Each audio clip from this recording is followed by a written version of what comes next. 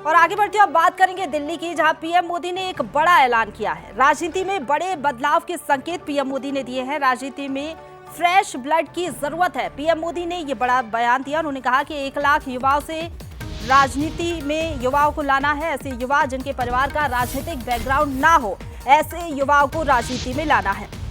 तो एक अलग संदेश जो है प्रधानमंत्री नरेंद्र मोदी ने दिया और एक बड़ा प्लान अब कर रही है मोदी सरकार। राजनीति में बड़े बदलाव के संकेत दिए हैं पीएम मोदी ने। राजनीति में फ्रेश ब्लड की जरूरत है, ये पीएम मोदी ने कहा और कहा कि 1 लाख युवाओं को राजनीति में लाना है। ऐसे युवा जिनके परिवार का राजनीतिक बैकग्राउंड ना हो, यानी कि मंशा साफ है कि अब कुछ बड़े बदलाव, कुछ बड़ा जो है राजनीति में देखने को मिलेगा। हालांकि आपको बता दें कि इस बड़े बदलाव के मायने क्या हैं, इसको लेकर भी अब चर्चाएं हो रही है।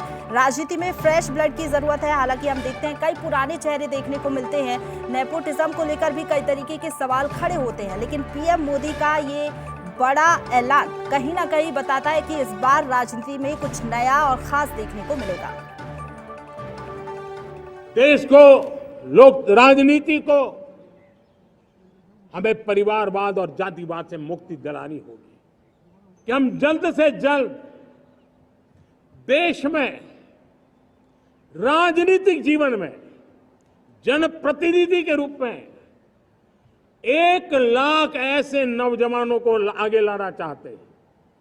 शुरुआत में 1 लाख नौजवानों को आगे लाना चाहते हैं जिनके परिवार में किसी का भी कोई राजनीतिक बैकग्राउंड ना हो, जिसके माता पिता भाई बहन चाचा मामा मामी कभी भी राजनीति में नहीं रहे, किसी भी पीढ़ी में नहीं रहे, ऐसे होनहार नौजवानों को फ्रेश ब्लड 1 लाख, चाहे वो पंचायत में आए, चाहे नगर पालिका में आए, चाहे जिला परिषदों में आए, चाहे विधानसभा में आए, लोकसभा में आए, 1 लाख नए नौजवान, कोई भी प्रकार का पूर्व का राजनीतिक इतिहास उनके परिवार का ना हो, ऐसे फ्रेश लोग राजनीति में आए ताकि जातिवाद से मुक्ति मिले, परिवारवाद से मुक्ति मिले।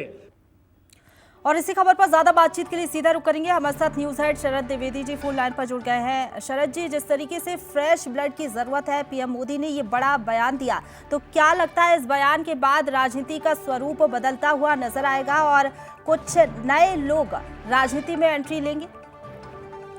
देखिए, ये बहुत महत्वपूर्ण योजना है और जिस तरह से आज प्रधानमंत्री ने सेक्युलर सिविल कोड की बात की है, उसी के पैरेलल ये भी आज की बहुत बड़ी खबर है जो प्रधानमंत्री के भाषण से निकली है।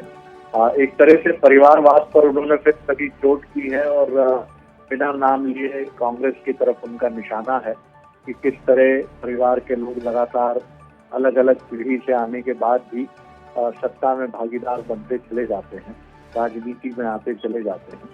और उन्होंने ये कहा कि हम इस परंपरा को आगे नहीं बढ़ाएंगे और गैर राजनीतिक परिवारों से आने वाले 1 लाख युवाओं को, ये बहुत महत्वपूर्ण योजना है और बहुत महत्वपूर्ण एक सोच है, दृश्य है कि गैर पारंपरिक जो परिवार हैं, जो राजनीति में परंपरा से नहीं आते हैं, उन बच्चों का ध्यान, उन युवाओं का ध्यान हम राजनीति की तरफ बिल्कुल नहीं खींच पाए हैं।